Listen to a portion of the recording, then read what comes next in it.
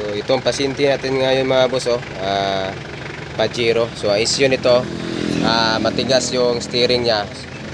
Tapos minsan kapag na-idle natin yung kanyang throttle, na RPM natin, lumalambot minsan, tapos tumitigas. So ngayon mga boss, ganyan na siya.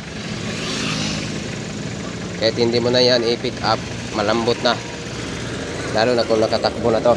Yan, so issue mga boss, walang iba kundi kanyang power steering pump. Okay kayo. Kito ni yang ingon nga China na kuan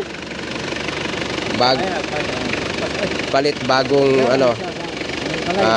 power steering pump. Yan. Replacement. Okay na? Mura to issue deh. Ba? Alright, so ito yung luma niya mga boss. May clearance na rin yan pag inaalog mo ng ganyan. Yan. So okay mga boss.